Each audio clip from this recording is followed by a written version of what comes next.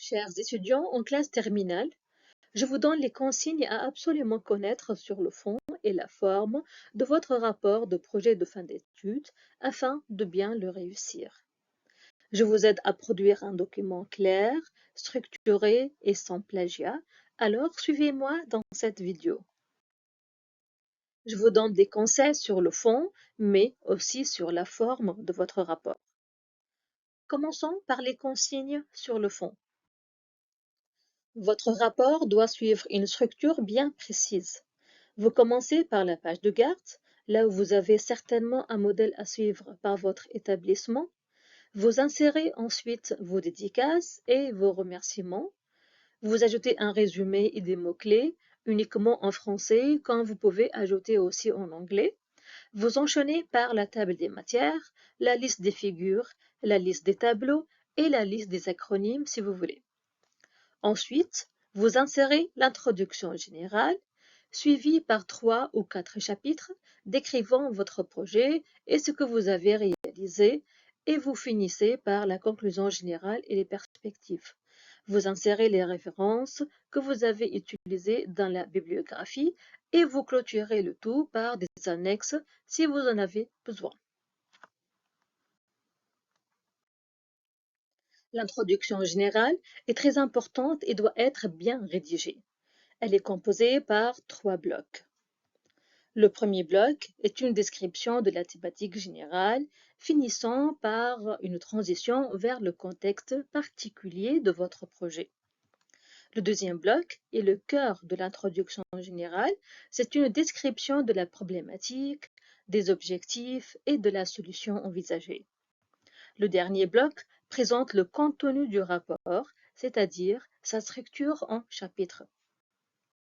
Le premier chapitre est également très important car il permettra au lecteur de bien comprendre ce que vous avez réalisé durant votre stage. Il est structuré aussi entre 2 et 3 sections. La première section est une présentation de l'organisme d'accueil s'étalant sur 2 ou 3 pages. La deuxième section est une description détaillée de votre projet.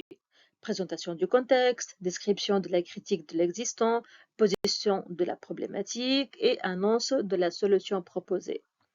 La troisième section décrit la méthodologie que vous avez adoptée dans votre projet.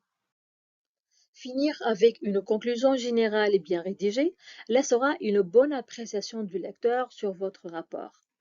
Vous commencez par un bilan sur votre travail réalisé et de son importance dans un contexte.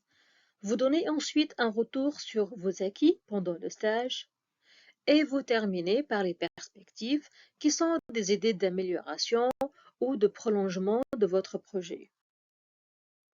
Passons maintenant aux consignes sur la forme de votre rapport. Commençons par la numérotation. Il y a 2 types de numérotation dans votre rapport. Les pages liminaires, qui sont les dédicaces, remerciements, sommaires et autres, sont numérotées par des numéros romains en minuscules I, 2i, 3i et ainsi de suite. Ici, la page de garde est aussi numérotée, sauf que le numéro n'est pas affiché sur la page. À partir de l'introduction générale, vous utilisez les chiffres arabes classiques 1, 2, 3, et ce jusqu'à la fin de votre rapport. N'oubliez pas les en-têtes et pieds de page, donnant au lecteur des informations utiles tout le long de sa lecture du rapport. Ces annotations commencent à partir de l'introduction générale et ne sont pas utilisées pour les pages liminaires. Pour l'en-tête, vous pouvez insérer le nom de votre rapport, c'est-à-dire un nom abrégé de votre projet, suivi du nom du chapitre en cours. C'est une configuration possible, vous pouvez l'utiliser ou bien utiliser l'alternative suivante. Vous insérez le nom du chapitre en cours et à côté, vous insérez le nom de la section en cours. Vous choisissez l'une de ces 2 propositions tout le long de votre rapport. Pour le bas de page, vous avez un ensemble d'informations à sélectionner et à répartir. Vous pouvez mettre le logo ou bien votre nom, vous ajoutez l'année universitaire de votre projet et ne pas oublier le numéro de votre page. Votre rapport contient certainement des figures et des tableaux. Chaque figure et chaque tableau inséré doit avoir une légende, c'est-à-dire un titre et aussi un numéro. Par exemple ici, vous avez une figure avec le titre Réseau IoT, son numéro est 2.10. Il est fortement recommandé que le style de votre numérotation soit composé par le numéro du chapitre suivi par le numéro de la figure ou bien du tableau dans ce même chapitre. Il est aussi très important que vous assurez que tout le contenu de vos figures et de vos tableaux reste bien lisible sur papier après votre tirage. Chaque figure et chaque tableau doit être appelé par son numéro dans le paragraphe qu'il évoque.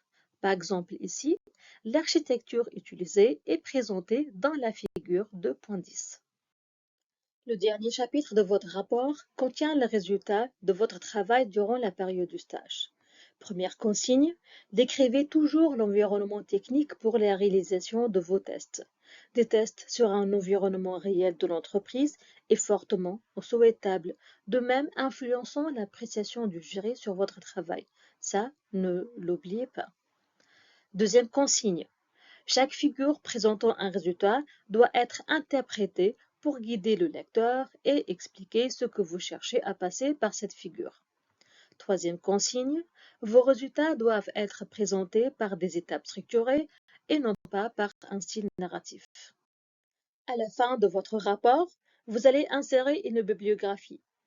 Toutes les sources d'informations utilisées doivent être citées et listées dans la bibliographie.